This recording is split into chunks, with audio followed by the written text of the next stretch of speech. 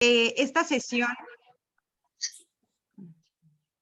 Bueno, esta sesión es una sesión especial en donde yo voy a estar presidiendo. Yo soy Jessica Lepe Pantoja de la Fundación From the Depths, que se dedica a la ayuda de justos entre las naciones en Europa. Y junto con nuestros amigos de Diario Judío y de The Voice of the Silence, pues hemos preparado esta sesión especial para todos ustedes. Dejo que Isaac y Samantha se presenten, los saluden y para que comencemos con esta sesión. Bueno, buenas tardes a todos. Muchas gracias, Jessie, también por esta oportunidad. Y como saben, bueno, los que no nos conocen, estamos trabajando juntos From the Depths, The Voice of the Silence, que es el proyecto que yo llevo para educar sobre el Holocausto, principalmente a las generaciones jóvenes. Y pues es un gusto estar aquí con ustedes para escuchar la historia de la señora Liana. Y pues también tenemos aquí a Isaac de Diario Judío, que siempre nos apoya. No sé si Isaac quiera saludar. Nada más decirles, ha sido un curso maravilloso lo que ha hecho Jessica Lepe. No se pierdan la siguiente parte, la verdad, a los que no pudieron estar, a los que están nada más por acá por primera vez, pero una gran oportunidad escucharla a Jessica y por supuesto estar siempre escuchando las interesantes pláticas que tiene Samantha Rodríguez de The Voice of the Silence con los diferentes sobrevivientes y en últimos casos hasta con hijos, familiares y todo. Así que todo esto sigue, continúa y una gran labor para seguir comentando y difundiendo lo que sucedió en el Holocausto y que esto nunca se olvide y nunca se permita vuelva a suceder. Un gusto para Diario Judío estar aquí presente con ustedes. Bueno, pues les agradecemos mucho. Este es el equipo que conformamos y hoy tenemos una invitada muy especial. Aquí entre nosotros se encuentra Liana Halfen, que es una mujer que fue salvada por justos entre las naciones en su niñez. Entonces, bueno, ¿quiénes eran los justos entre las naciones? Para empezar, son personas no judías que salvaron a judíos durante el Holocausto. Entonces, pues demos la bienvenida a Liana, que hoy nos hace este gran honor de estar con nosotros. Y pues nada, Liana, muchísimas gracias por venir hoy y por contarnos tu historia. Gracias a ustedes, gracias por invitarme. Liana, pues cuéntanos todo lo que traes para nosotros. Muy bien, entonces voy a empezar. Yo soy Liana Weiss, viuda de Halfen. Radico en México desde 1964. ¿Me escuchan bien? Sí. Perfecto. Y soy italiana, así que viví en Italia durante la Segunda Guerra Mundial. Nací el 28 de marzo de 1938 y en septiembre de 1938 empezaron las leyes contra los judíos. Hasta entonces, en Italia, para los judíos la vida era bastante tranquila porque Mussolini todavía no se había aliado con Hitler y entonces no había perseguido a sus judíos, pero desde 5 de septiembre de 1938 empezaron las persecuciones. Los judíos ya no podían ir a la escuela, ya no podían trabajar, ya no podían participar en la vida pública de Italia. Como les dije, yo nací en 1938 en Fiume. Fiume es una ciudad fronteriza que cuando mi papá nació a principios de 1900 era del Imperio Austrohúngaro. En 1919 cambió de dueño y fue italiana, así que cuando yo nací en 38 era Italia. Después de la Segunda Guerra Mundial pasó a Yugoslavia con el nombre de Rijeka, que quiere decir fiume, que quiere decir río en español, y hoy día es Croacia, así que cambió de muchos dueños durante estos años. Como les dije, nací en 38, así que pueden calcular cuántos años tengo. Y estuve viviendo muy bien hasta 1942 en Fiume. Mi papá tenía una tienda de cristales y porcelanas. teníamos una vida agradable, teníamos una nana que nos cuidaba, teníamos una vida muy tranquila. En 42 las cosas se pusieron bien feas y mi papá decidió cerrar la tienda, irnos de Fiume de un día para otro casi, y fuimos a Florencia, donde él consiguió un trabajo de administrador en una imprenta. Ahí estuvimos hasta finales de 43, bastante tranquilos, medio escondidos, pero ni tanto, hasta que dos acontecimientos cambiaron completamente nuestra vida. Uno fue que a principios de noviembre del 43, la Gestapo entró en la sinagoga de Florencia y se llevó a toda la gente que estaba ahí, entre otros varios conocidos nuestros, que nunca regresaron. Y pocos días después siempre la Gestapo entró a la oficina de mi papá para llevárselo y por suerte mi papá logró salir por una puerta trasera. Llegó a la casa muy, muy angustiado y había que decidir de un momento a otro qué hacer de nuestra vida. Pues en este entonces muchísima gente se iba a Suiza. Suiza es un país chiquito que está al norte de Italia y que siempre fue neutral, nunca se participó a ninguna guerra. Y que hospedó durante la Segunda Guerra Mundial a 6.000 judíos y a muchas otras personas de muchas nacionalidades que estaban en contra al régimen nazi. Una de las posibilidades, como les decía, es ir a Suiza, y esa era la idea de mi papá. Pero tenía miedo de irnos los cuatro, de llevar a mi hermano y a mí, que en este entonces teníamos 8 y 5 años, con ellos. Amigo de amigos había propuesto hospedarnos a mi hermano y a mí en una casa que él tenía en el norte de Italia. Así que en pocas horas mi papá decidió mandarnos a nosotros, hijos, a casa de este señor en el norte de Italia. Y ellos, mi mamá y él, tratar de pasar a Suiza. Esa misma noche, mi hermano y yo nos llevaron mis papás a la estación de Florencia, donde nos esperaba una pareja amiga de mi papá que iba a Milán y que tomó el riesgo de llevarnos a Milán. Y teníamos que llamarlos durante el viaje, papá y mamá. Esto claramente es bastante difícil. Dos desconocidos, llamarlos papá y mamá. La despedida de mis verdaderos papás creo que fue muy, muy terrible, sea para nosotros los niños, sea para nuestros papás. La verdad que yo no me recuerdo de eso. Mi hermano me decía que él se acordaba. Yo sé, lo único que sé es que todas las despedidas para mí son muy, muy dolorosas, así que puede ser que fue desde este entonces, no lo sé. Gracias a Dios llegamos con bien a Milán, y a Milán nos esperaba en la estación el señor Antonio Aldrovandi. Señor Antonio Aldrovandi, que desde este momento llamamos tío,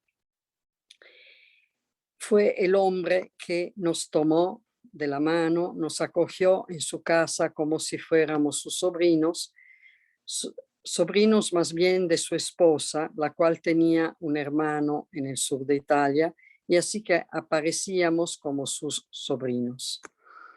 Llegamos, él nos llevó de Milán enseguida al lago de Orta, que es un pequeño lago al norte de Milán, quien conoce Italia, cerca del lago Maggiore, y ahí él tenía una casa de verano donde ellos también se escondían durante la guerra, porque vivir en las ciudades era muy peligroso, había muchos bombardeos.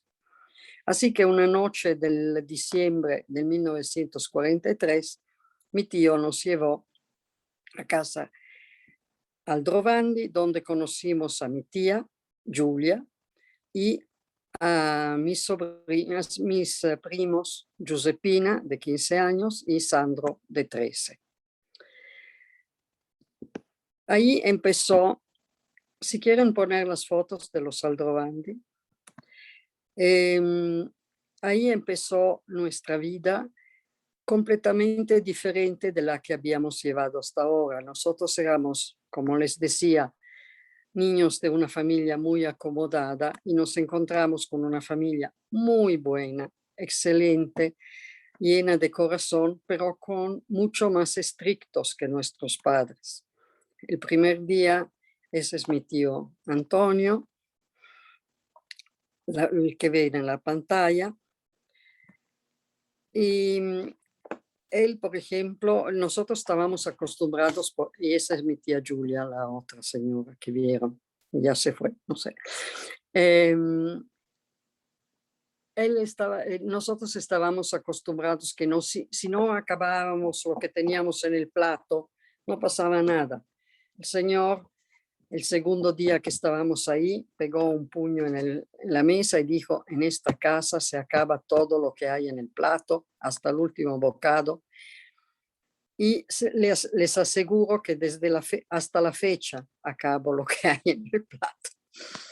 Y era muy estricto, él quería, primero éramos 6 personas en una casa no tan grande, así que teníamos que tener una especie de disciplina. Otra cosa que me acuerdo muy bien fue una de las primeras noches que estábamos en casa de los Aldrovandi. Él nos quiso presentar a unos vecinos suyos fascistas.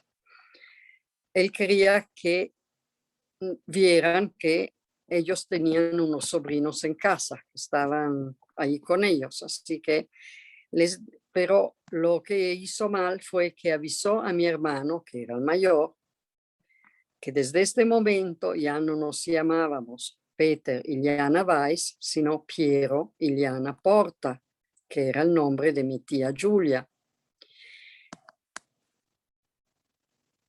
Y a mí no me dijo nada. Entonces llegamos a casa de estos señores, me acuerdo muy bien, estaba la mesa con muchísimos niños que luego fueron mis compañeros de juego en parte. Y mi hermano dijo: somos Piero y Liana Porta. Y entonces yo lo miré y le dije: no, nosotros somos Peter y Liana Weiss. Mi pobre tío, creo que en este momento, si se lo hubiera tragado la tierra, se hubiera estado contento porque se asustó muchísimo. Pero por suerte el señor de la casa dijo: entiendo perfectamente, la próxima vez, por favor, dile también a la niña cómo es la situación. Los fascistas no eran los nazis, por suerte, y nunca, digo, hay muy pocos casos que hicieron mal a niños judíos o de cualquier otra raza o religión. La vida continuaba mientras nosotros estábamos ahí. Mis papás llegaron a Suiza, donde estuvieron en un campo de prófugos que no tenía nada que ver con los campos de concentración nazi. Es que Suiza, como les decía, era un país muy chico y no tenían dónde poner toda esta gente que llegaba de Italia y de otros países. Así que los ponían por una cierta temporada en los campos prófugos hasta que después se podían reubicar donde ellos querían, si se podían mantener. Mis papás creyeron que nuestra separación hubiera durado, qué sé yo, unas semanas, 2 meses a lo sumo. Duró 1 año. Estuvimos en casa de los Aldrovandi desde el diciembre 43 hasta el diciembre 44. Las cosas también ahí donde estaban mis tíos no iban muy bien. En las montañas había fascistas y partisanos que se peleaban, había los nazis que llegaban a veces. Entonces la situación era un poco fea a ratos. Me acuerdo un día que estábamos nosotros los niños solos con mi tía, llegó un grupo de partisanos y querían unas llantas de coche que según ellos mi tío había escondido en la casa. Mi tía no sabía nada de eso, así que nos pusieron al paredón, nos apuntaron con metralletas y dijeron o salen las llantas o los matamos. Hasta la fecha, yo tenía ya 6 años, me acuerdo de la señora que me apuntaba con la metralleta. Si me iba a matar, no lo sé. Aquí estoy. Por suerte, la tía se le ocurrió que a lo mejor alguien del pueblo sabía dónde habían escondido las dichosas llantas, las encontraron, las entregaron al grupo de partisanos que la querían, se llevaron otras cosas más y nos dejaron libres, pero el susto fue muy grande, sea para nosotros los niños, desde luego, pero sobre todo para los adultos. Cuando mi tío regresó a casa después del trabajo en la noche, dijo, ya no podemos quedarnos ahí. Aquí era septiembre 43 y decidió regresar a Milán, donde ellos vivían. En Milán ellos tenían un departamento que por suerte no había sido bombardeado. Entonces regresamos al departamento de mis tíos en Milán, los 6, y pasamos muchas noches, para no decir todas las noches, en los refugios, porque a finales de 43 los bombardeos eran a diario y Milán estaba prácticamente destruida, así que pasamos, cuando sonaba la alarma, teníamos que bajar a los refugios, donde nosotros los niños más o menos nos divertíamos, porque todos los niños del edificio estaban ahí y jugábamos, pero los adultos estaban muy asustados, las bombas se escuchaban y siempre teníamos el miedo de subir y encontrar la casa destruida. Por suerte así no fue, así que siempre pudimos regresar al departamento. En diciembre de 1944 mi papá logró encontrar la forma de pasarnos a Suiza a nosotros los chicos. Mi tío Antonio nos llevó a mi hermano de 9 años y a mí de 6 al lago de Como, otro lago. Toda la historia es relativa a los lagos del norte de Italia. Y nos llevaron con un contrabandista. Los contrabandistas llevaban, como ahora, la gente de una parte a la otra de la frontera. Él nos dejó con el contrabandista, el cual esperó que cayera la noche y siempre pasaban la frontera cuando una noche había los nazis y una noche estaban los fascistas. Entonces me imagino que los contrabandistas estaban de acuerdo con los fascistas y pasaban siempre la noche que estaban los fascistas. Así que nos llevaron un largo camino hasta que yo no pude caminar y me puso en espalda, me llevó a espaldas un rato porque yo ya no podía caminar, nos llevó por las montañas hasta que llegamos a una red. Era una red que separaba, que era la frontera de Italia con Suiza.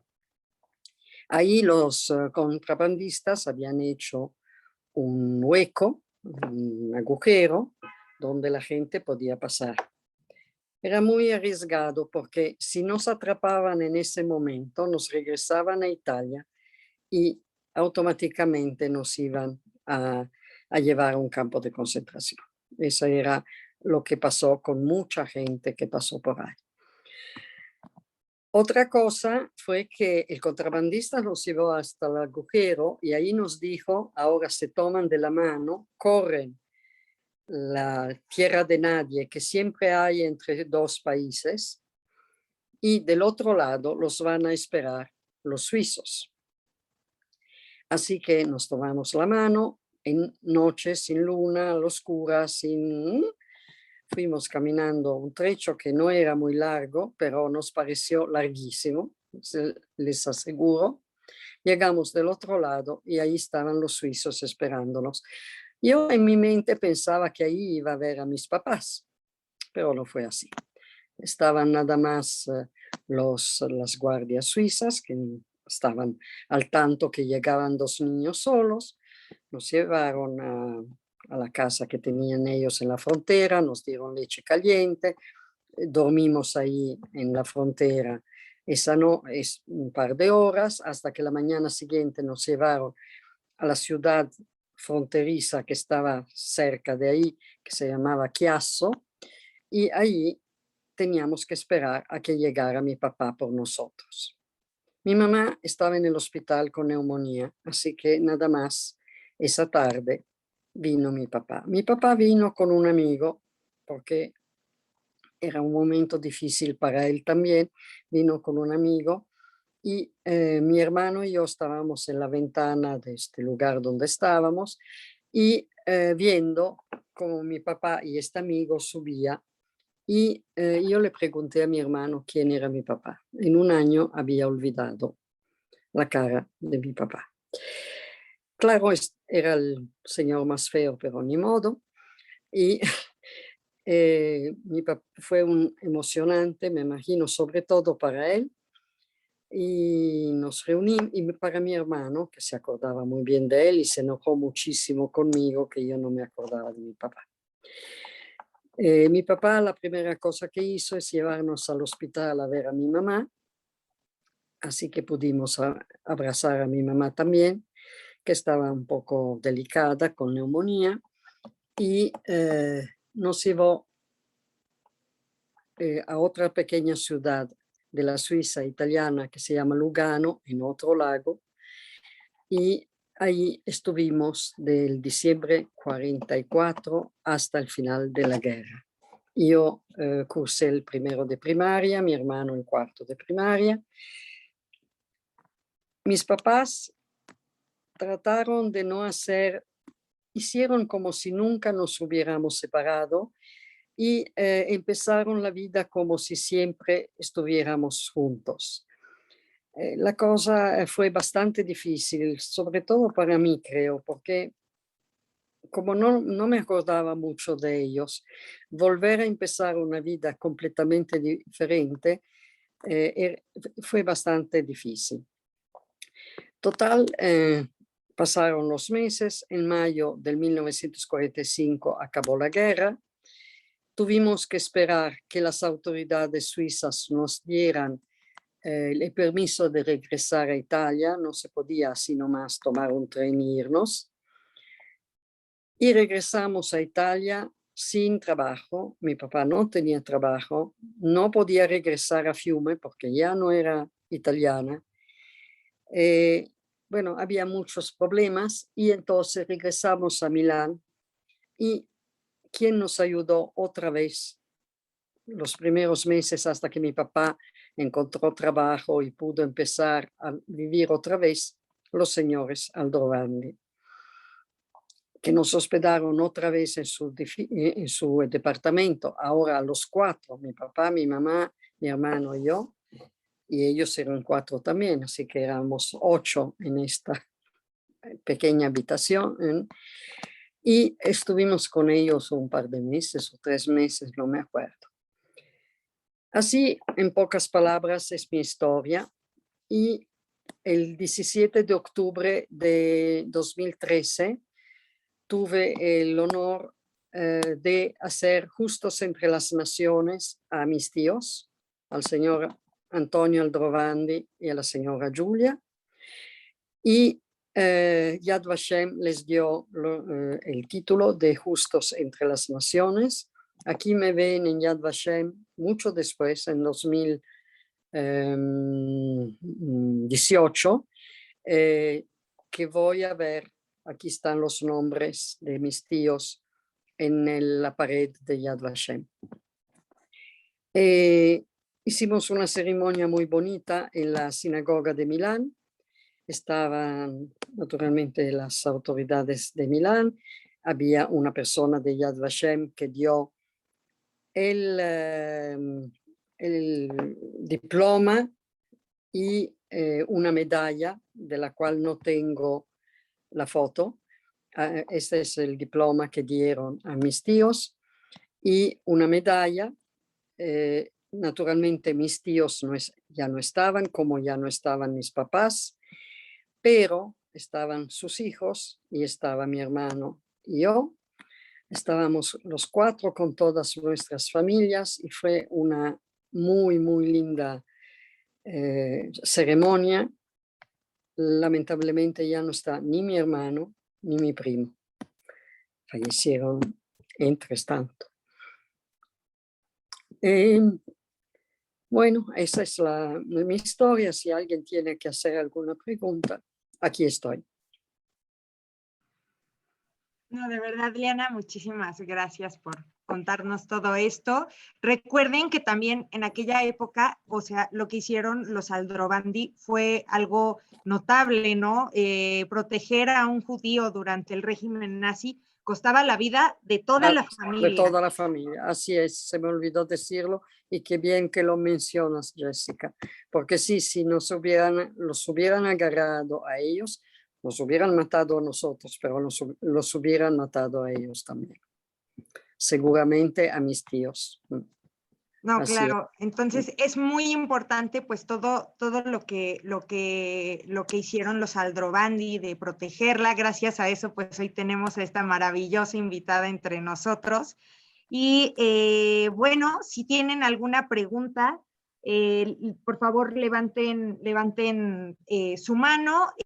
También nos gustaría tomar una fotografía antes de que cualquiera de ustedes decida retirarse. Entonces, si gustan prender su cámara para que tomemos una fotografía de la sesión de hoy que tenemos tantos invitados, por cierto, muchísimas gracias por asistir todos ustedes, nuestros chicos del curso de básicos de Holocausto, de verdad, muchas gracias por su constancia, por su perseverancia, y esténse pendientes porque próximamente haremos también este curso disponible para The Voice of the Silence.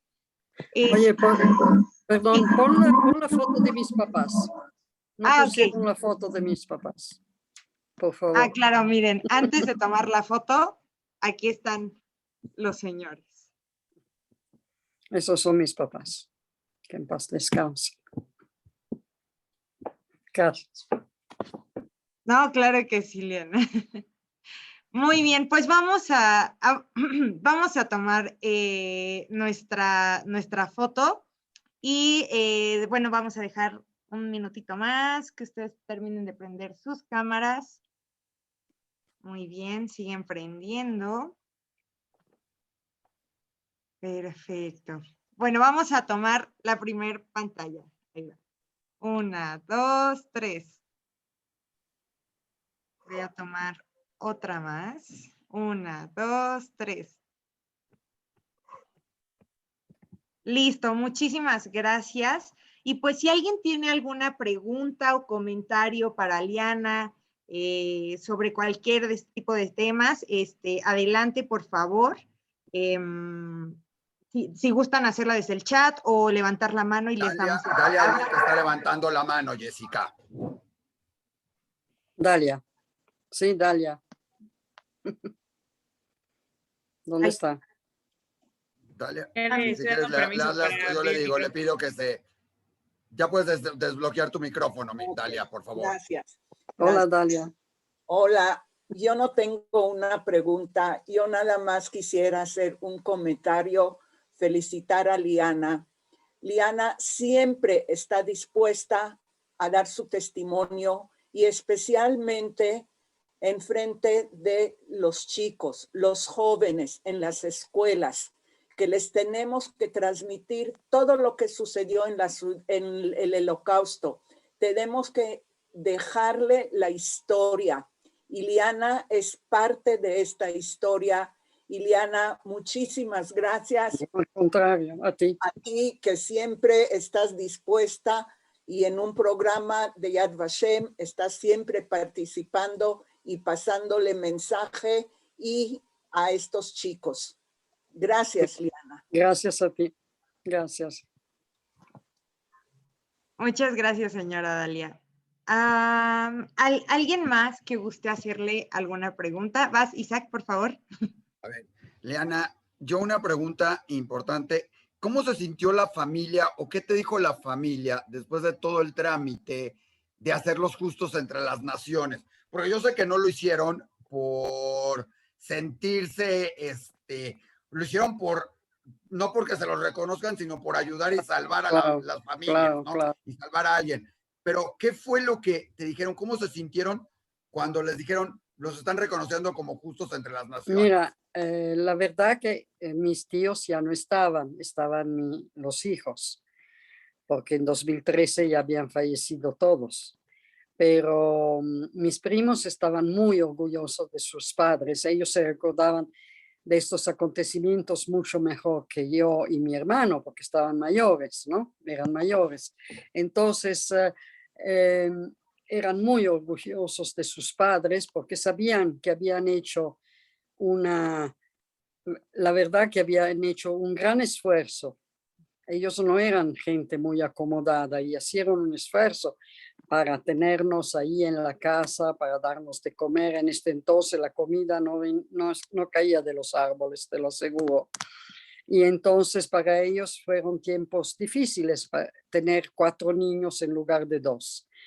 Y lo hicieron con todo el corazón y con todo el amor. Nosotros siempre estuvimos muy, muy cerca de ellos. Hasta la fecha yo me escucho a menudo con mi prima que tiene 94 años, que está en una casa de ancianos, pero que está muy bien, gracias a Dios.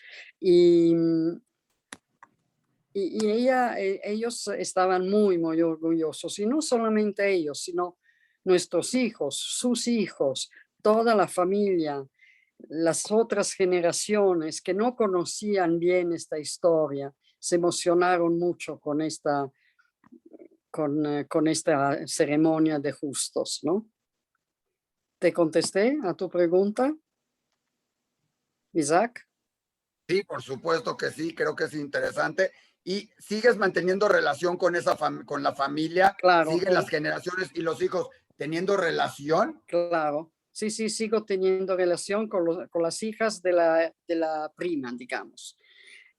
Con los otros no, porque no viven en Milán, entonces están un poco más lejos, pero con las 2 hijas de mi prima estamos en contacto siempre. Y con sus hijos también, con la tercera generación. Y son todas magníficas personas, la verdad. Son todos músicos, además. Qué interesante. Sí, son todos músicos. También en el chat nos preguntan 2 veces, de hecho, ¿cómo fue que llegó a México? ¿Por qué llegaron a México? Bueno, esa es la pregunta que me hacen siempre. Yo me casé en 1963, mi esposo era ingeniero, trabajaba por una compañía italiana que quería abrir una oficina en México, y como mi esposo durante la guerra fue a Argentina en lugar de Suiza, fue a Argentina y hablaba español perfectamente, lo nombraron a él para abrir esta sucursal de la compañía italiana en México. Entonces llegamos a México en 1964. Llegamos por 2 años, estos años ya se convirtieron 57 años. Y aquí tuvimos nuestros hijos y, en fin, aquí nos quedamos. Mi esposo ya no está, pero aquí nos quedamos. También escribe Nidia, gracias por compartir su experiencia. Sí, gracias por compartir su experiencia. Gracias. Ignacio, que también es de nuestros chicos del curso, escribe, muchas gracias por compartirnos tu historia. Muchas gracias. También Jane agradece la historia y preguntan a Yeli Roa, es admirable su historia de vida y se agradece que la comparta con nosotros. La pregunta es, ¿cómo ha logrado sobrellevar todo esto durante tanto tiempo? Mira, La vida nos enseña a llevar tantas cosas. Gracias.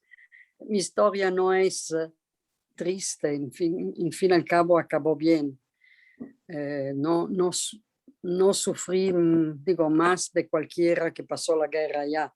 Sí, sufrí una separación que seguramente me afectó, sobre todo en los años de mi adolescencia, eso seguro. Pero al mismo tiempo, uno logra sobrellevar tantas cosas durante su vida que si alguien que fue a un campo de concentración y regresó y pudo sobrevivir y sobreponerse a su experiencia, imagínate si yo no pude sobreponerme a la mía. Claro. Creo que la señora Rita también tenía una pregunta. Si gusta desactivar su micrófono.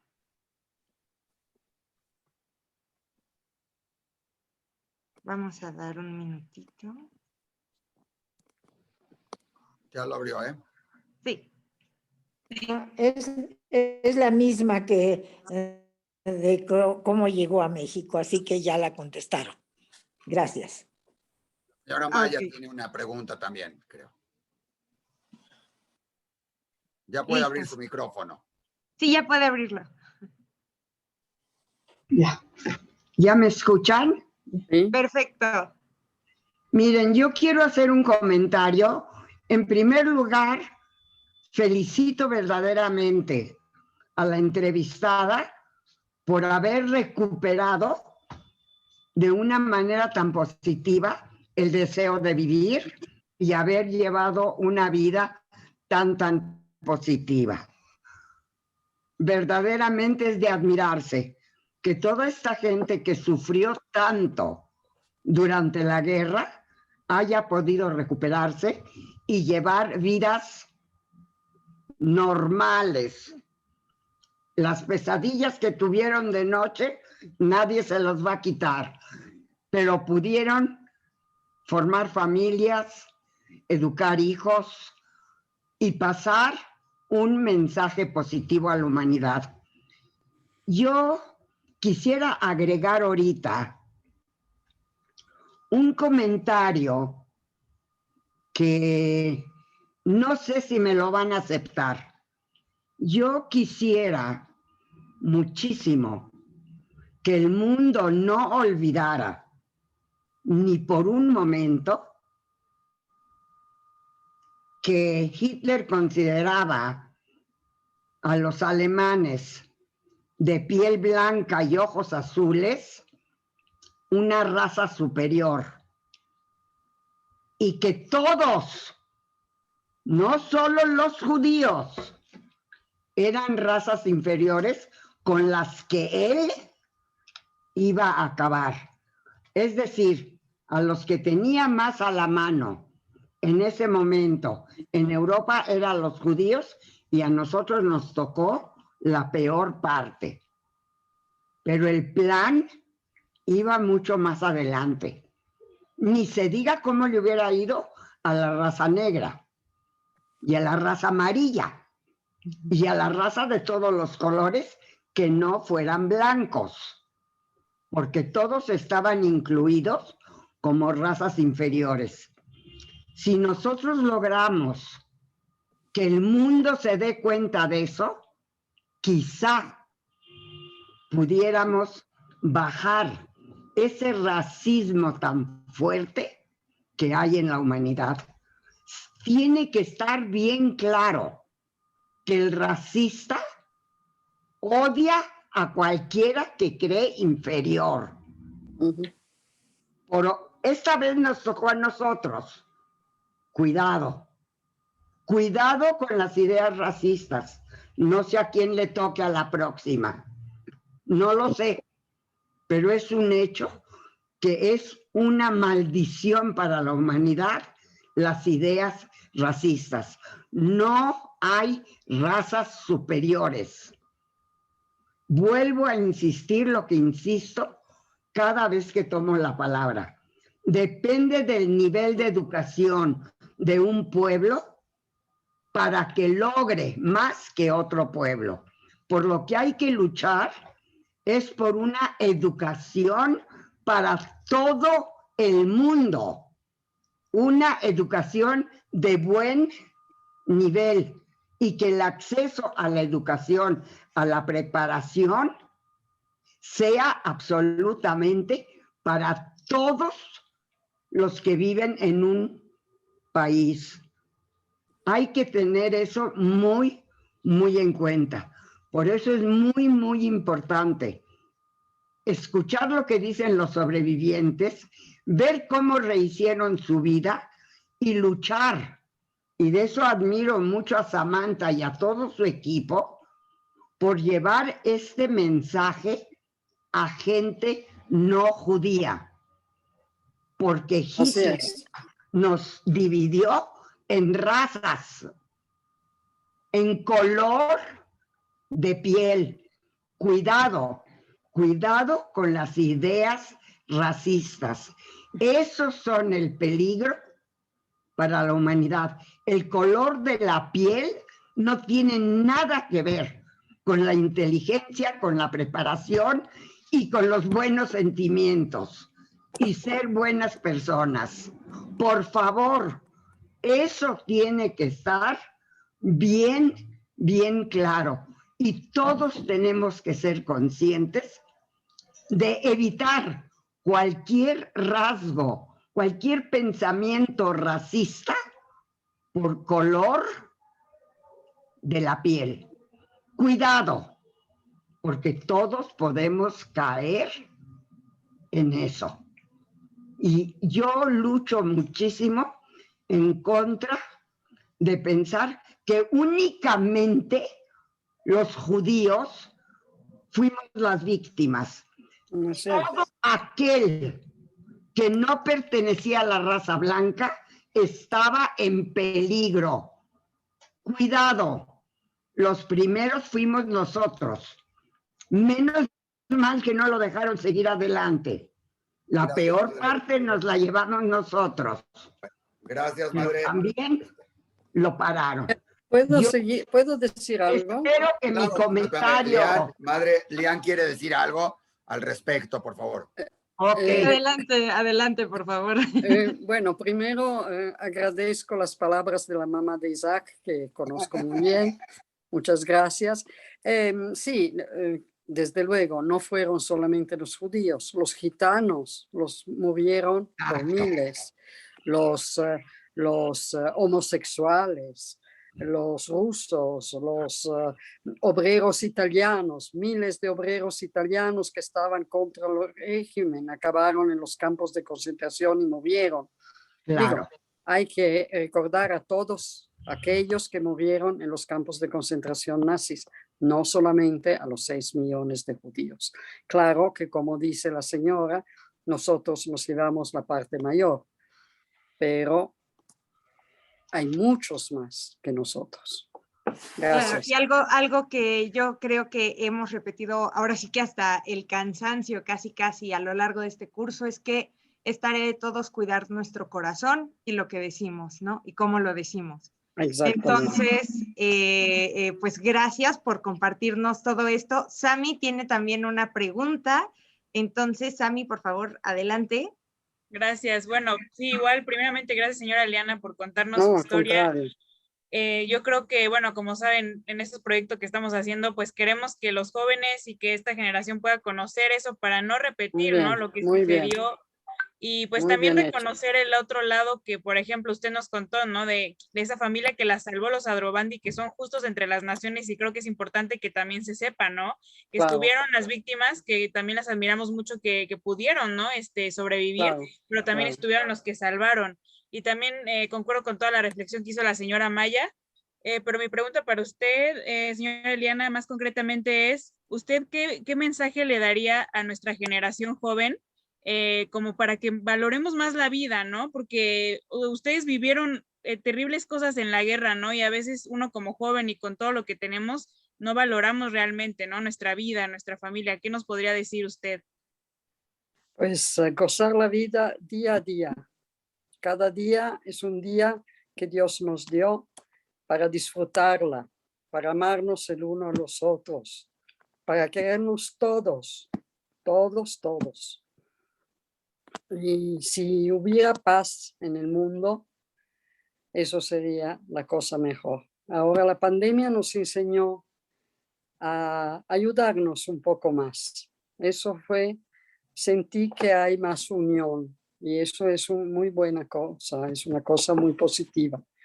Pero a las generaciones futuras que metan todo su, que traten de conseguir todos sus deseos, todas sus aspiraciones, de lograr lo que quieren de la vida. Porque tener una meta positiva, desde luego, es muy importante. Así que adelante, chicos. Muchas gracias. Muchas gracias. De nada. Apreciamos, yo creo que la juventud en general, pues apreciamos mucho este mensaje. Y Magali escribe, muchas gracias por compartirnos su historia, Liana. Me siento sumamente conmovida y feliz por conocerla. Y claro, también el conocer personas que están interesadas en este tema para evitar que se repita. Muchas gracias a ella. También me gustaría ver a todo el mundo, no lo puedo ver, lógicamente. Me gustaría el contacto humano, que no hay con el Zoom. Eso falta mucho en el Zoom, ¿no? El contacto humano. Sí. También le mandamos un saludo a Otto Kladensky, que es hijo de una sobreviviente hermosísima de Lily Koppel. Un saludo hasta por allá a Otto. Y bueno, si ya no tienen más preguntas, vamos a dar un minutito más. Y mientras, yo sí le quiero preguntar algo, señora Liana. Sí, también, ¿cuál es el recuerdo más feliz que tiene en la casa de los Aldrovandi? Más feliz que tengo. Fue una fiesta que hicimos para fin de año, para la Navidad, y que vinieron vecinos y que había gente, porque durante la guerra había mucha soledad, porque todos tenían un poco de miedo del vecino, también si no eran judíos, no tenía nada que ver. Era como era la guerra, ¿no? Y entonces ese día había mucha gente, yo era siempre me gustaba la gente, me gustaba hablar con la gente y me gustaba. Entonces esta fiesta fue el momento más feliz de mi estancia allá. Y me acuerdo también que nos dieron carne de caballo, porque no, como les dije, había muy poca comida. Entonces se ve que mataron al pobre caballo y nos dieron la carne de caballo para la Navidad y no se podía comer de tan dura que era, porque seguramente era un viejo caballo. Entonces, como había una chimenea, yo escupía la carne de caballo en la chimenea cuando mi tía no se daba cuenta. Y el día después hubo la regañada porque había escupido. Y claro que sabían que era yo, que siempre era la que hacía las travesuras. Ay, no, qué bello recuerdo. También, Isaac, muchas gracias. Sí, dime. A ver, bueno, bueno, hay una pregunta también del público que le pregunta si cuando regresó a Italia pudo visitar el lugar donde usted vivía, primero. Bueno, hace mucho, en 69 apenas pudimos regresar a ver a Fiume. Era todavía Yugoslavia, había muy poca gente que hablaba italiano ya. Y regresé con mi esposo y mi papá y mi mamá, porque mi papá tenía toda su familia enterrada en el cementerio ahí, entonces quería ver las tumbas y todo. Entonces regresamos. Yo me acordaba muy poco, me acordaba desde luego donde vivíamos. Es una ciudad de mar, es un puerto. Y es una bonita ciudad, y regresamos hasta 69, imagínate. Pudimos regresar. Y sobre eso mismo yo le quería preguntar, ¿qué sucedió? O sea, ustedes sabían mientras estaban en la familia, con la familia, ¿sabían lo que estaba sucediendo con los judíos en otras partes de Europa? ¿O se enteró después y cuál fue su impresión? Decir, gracias a esta familia me salvé. Mira, yo no sabía nada de lo que pasaba a los 5 años, 6 años, no sabíamos nada. Pero lo que me acuerdo fue que en 1946 estábamos otra vez en Florencia y mi mamá se enteró. Mi mamá era de Hungría, ella venía de Hungría y toda su familia murió en Auschwitz y ella no lo sabía. Entonces la Cruz Roja le mandó un aviso que toda la familia falleció en Auschwitz. Y mi mamá, que tenía en ese entonces 32 años, algo así, del día a la mañana todo su pelo se cambió a blanco, en una noche. Y eso me afectó muchísimo, muchísimo. Eso me acuerdo muy, muy bien. Tenía yo 8 años. Entonces tenía más, eso fue muy, muy impactante. Y entonces después de eso, en la familia desde luego se hablaba mucho del Holocausto, que no se llamaba Holocausto en ese entonces. Y muchísimos amigos de mis papás fallecieron. Y también familia nuestra de Fiume, por ejemplo, una familia entera con un niño que iba a la escuela con mi hermano, falleció en Auschwitz, toda la familia. Sí. No, claro, fue una situación pues muy difícil por toda la cantidad de personas Claro, que fallecieron, claro. Pero bueno, gracias a Dios que hubo gente buena, ¿no? Que también que plantó cara y que arriesgó su vida por los demás, como los y hubo Aldovan. muchísimos. Imagínate, en Yad Vashem creo que hay 28,000 justos entre las naciones, pero seguramente hay muchos más. Muchos. Sí, aún nos faltan muchos por descubrir. Así es, así es. Y bueno, Ludmila le manda un saludo gigante desde Argentina. Gracias. Ella también es de nuestro curso de básicos del Holocausto. Y bueno, quiero darle las gracias a todos. Gracias a ustedes. Gracias a Liana, obviamente, no. Señora. Muchas gracias por venirnos. Gracias a ustedes. Estoy a su disposición cuando quieran. Yo aquí estoy. Hasta que estoy. Yo pediría que todo mundo pueda desbloquear su micrófono y darle un aplauso, no nada más a Liana, sino también a Jessie por este curso, que hoy llega a su fin, pero creo que merece un gran aplauso porque no es común encontrarse a alguien que además no es parte de la comunidad dando un curso sobre el Holocausto y haciéndolo tan magníficamente como lo ha hecho Jessica, por favor. Me quito el sombrero, Jessica, la verdad. Pues, todo el mundo puede abrir su micrófono, puede aplaudirles, puede decirles y agradecerles por este gran curso y por este gran cierre con Liana y a Sam por siempre su participación y colaboración, ¿no?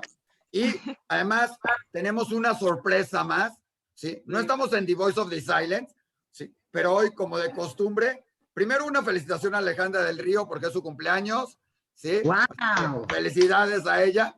Y 2, Sam, aunque no es The Voice of the Silence, tiene un mensaje y una sorpresa para Lian y para Jessie por acá.